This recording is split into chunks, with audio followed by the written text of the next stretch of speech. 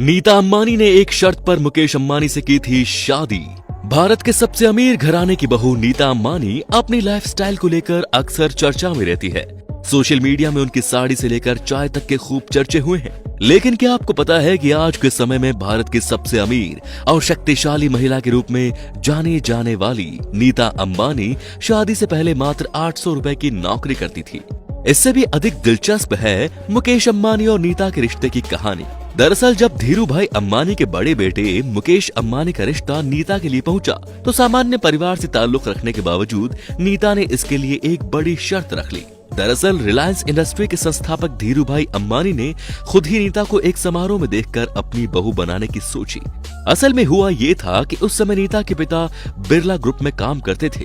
इसी दौरान बिरला परिवार में एक आयोजन हुआ था जिसमें नीता ने भरतनाट्यम की प्रस्तुति दी थी। नीता की प्रस्तुति को देख धीरू भाई अंबानी नीता से प्रभावित हुए और उन्होंने नीता को अपनी बहू बनाने का मन बना लिया और कार्यक्रम के आयोजनों से नीता का पता और फोन नंबर मालूम करके संपर्क किया।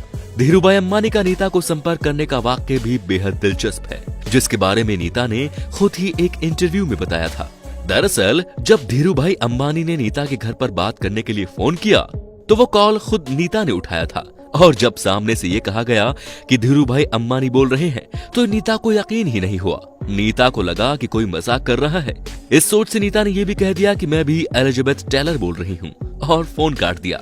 लेकिन उसके बाद जब फिर से धीरू भाई अंबानी ने फोन किया, तो इस बार नीता के पिता ने फोन उठाया और वे धीरू भाई की आवाज पहचान गए।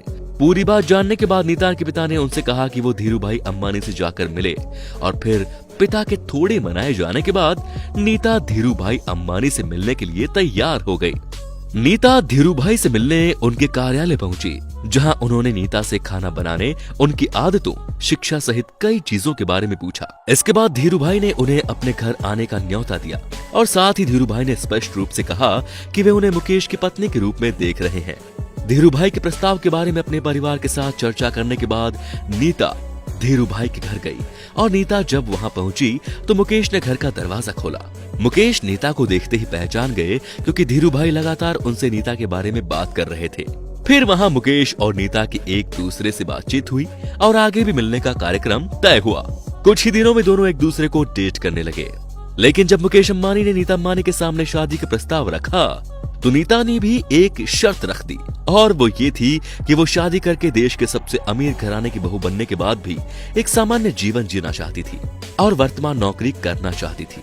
दरअसल उस समय नीता स्कूल के बच्चों को पढ़ाती थी, जहां उनको 800 रुपए मिलते थे, और नीता ये नौकरी किसी भी शर्त पर छोड़ना नहीं चाहती थी, क्योंकि उनको बच्चों को पढ़ाने का बहुत शौक था, जिसके कारण उन्होंने मुकेश अंबानी के साथ शादी करने के बाद भी स्कूल में जॉब करने की शर्त रखी थी। हालांकि नीता की इस अजीब सी शर्त पर मुकेश भी राजी हो गए और उन्हें पढ़ाने की परमिशन दे दी, और इस शर्त के साथ नीता और मुकेश अंबानी का रिश्ता मुकम्मल हुआ, जो कि आज एक पावरफुल कपल के रूप में जाना जाता है।